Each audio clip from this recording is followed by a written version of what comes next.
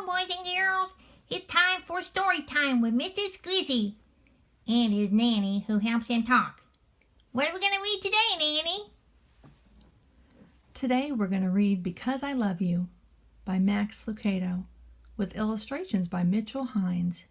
All right, I like this one, Nanny. Squish, you like all the stories. That's true. This page says, to all handicapped children, God loves you. Remember, Jesus made you just the way you are. He loves you. Long ago in a land far away and unlike any you've ever seen, there lived a wise man named Shaddai. Shaddai was a large man with a tender heart. He had bright blue eyes and a long, thick beard. When he laughed, which is something he did often, his cheeks would lift until his eyes became half moons of joy. When he sang, which is something else he did often, everything stopped to listen. Tall aspens would bend, squirrels, butterflies, and birds would pause. Even the children would turn when they heard his voice. And well they should. It was for them that he sang.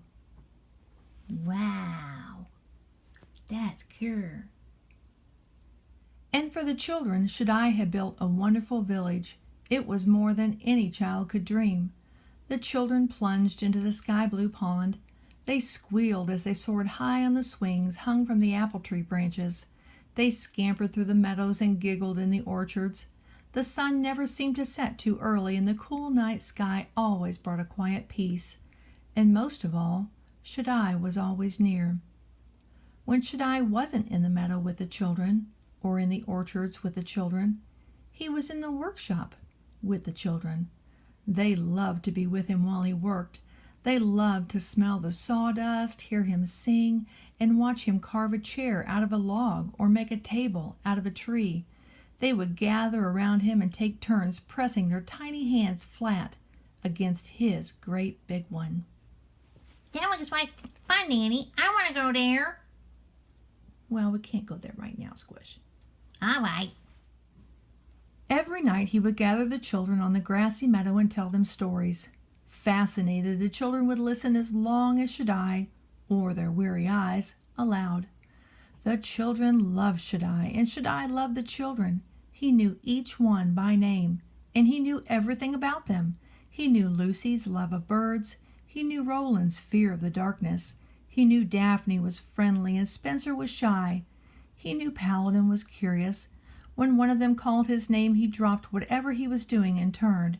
His giant heart had 100 strings, each held by a different child, and Shaddai loved each one the same. That's why he built the wall. Wow. The wall was a high stone fence surrounding the village. Shaddai had built it rock upon rock. The wall was so tall it stood high above Shaddai. Even if he stretched his arms as high as he could, he still couldn't touch the top of the wall. He spent days building it, and as he built, he did not sing. A deadly forest stood outside the village. As Shaddai built the fence, he would often pause and look into the shadows beyond. Cruel thorns and savage beasts in hidden pits filled the dark forest. It was no place for the children Shaddai loved.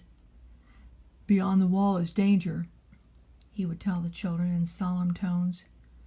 "You were made for my village, not for the terrible land beyond. Stay with me, it's safe here." But in his heart he knew it was only a matter of time. Uh-oh, Nanny. I don't think they're going to listen. Me either, Squish.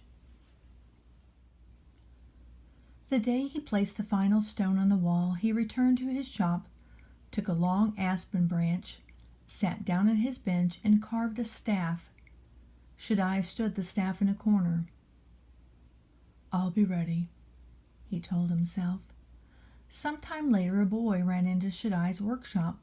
The sandy-haired child with searching eyes and restless energy brought the maker both joy and concern. "Shaddai!" In one motion, the maker dropped his hammer and turned. "What is it, Paladin?" The boy spoke in spurts as he gasped for air. "The wall! I found a hole! It's a big opening, sir!" The boy's hand stretched to show the size. "Someone could crawl through it." Oh no.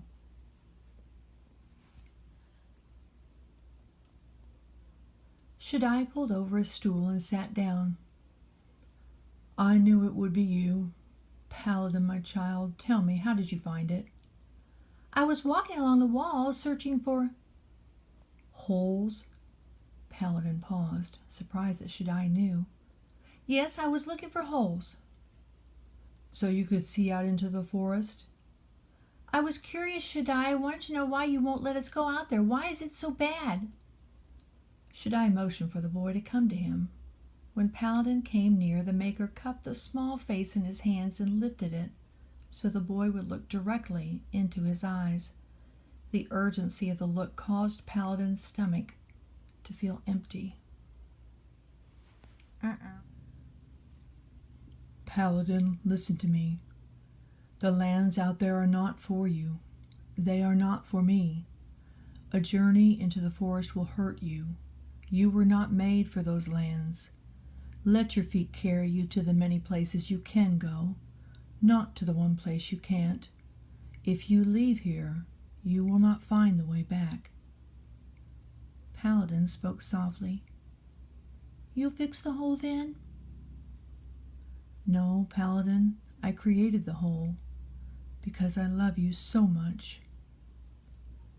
But you said you just said you don't want us to leave." "I don't want you to leave. I want you to stay with me. But I did make the opening when I built the wall." But if you don't fix it," said Paladin, "the children might leave." "I know, Paladin, but I want the children to stay because they want to, not because they have to."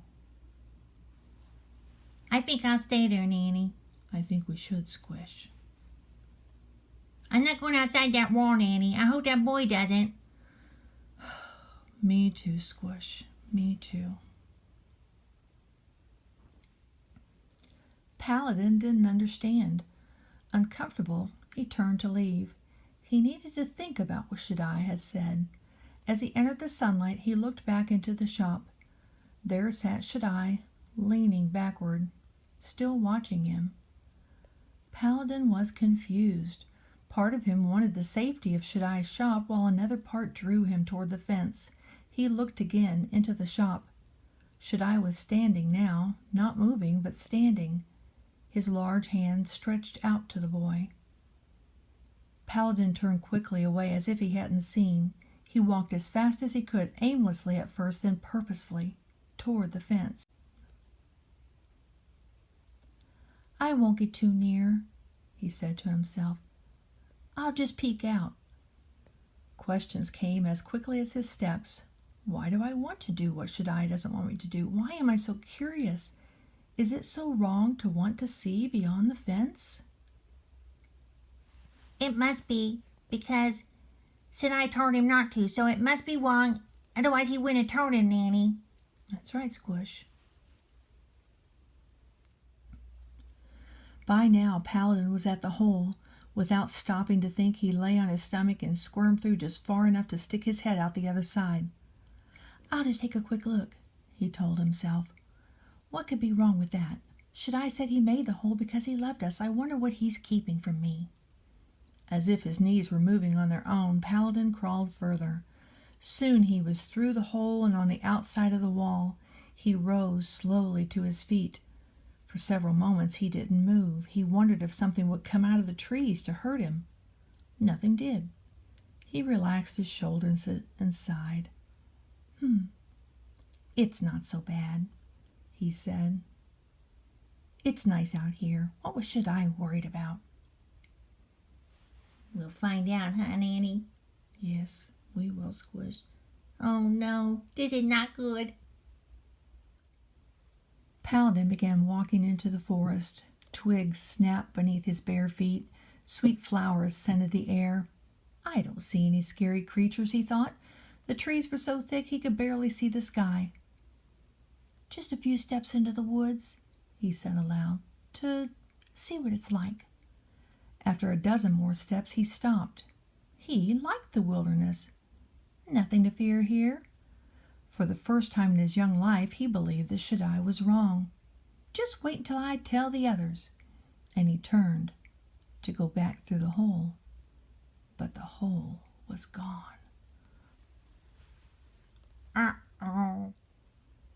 The boy's eyes were wide with fear. He sat on the ground and hugged his knees to his chest and began to cry.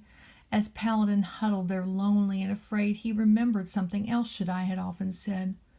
"I love you so much." "Does he love me enough to come and find me?" wondered the boy. "Will he hear me if I call to him?" "Shaddai! Shaddai!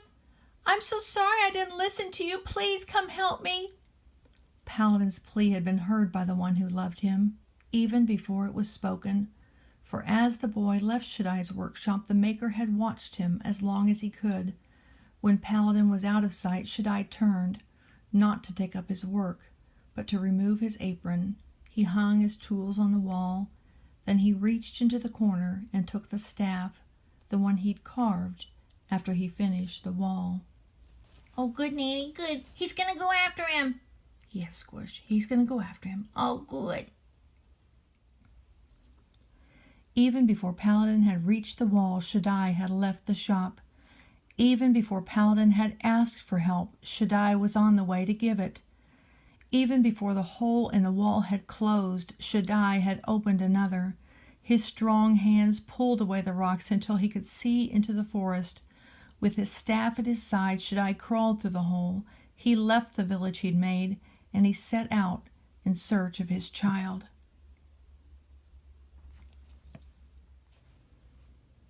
He found him, Nanny. He found him. Oh, I was so worried. I was afraid he wasn't going to find him. Do you know why he found him, Squish? Well, because he's smart. He knows where everything is. Well, that's true. He does. He knows where we're at all times. But you know why he went to get him and to save him out of the woods? Because there was scary things? Well, yes, they were scary things. But he did it because he loved the boy and because the boy cried out to him to save him. Wow, Nanny. That's just like when we asked Jesus to save us, huh, Nanny?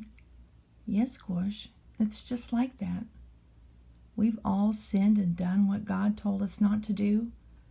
But as soon as we cry out to him from our hearts and we mean it, we really want him to save us, he is there and he saves us. Because God's word says that God so loved the world that he gave his only begotten Son, that whomsoever believeth in him shall not perish, but have eternal life. Wow. Thanks for reading me that book, Nanny. Remember, girls and boys, Jesus loves you too. And all you have to do is cry out to him to save you. And he will, because he loves you. And I love you too. Good night and sweet dreams from Mr. Squizzy.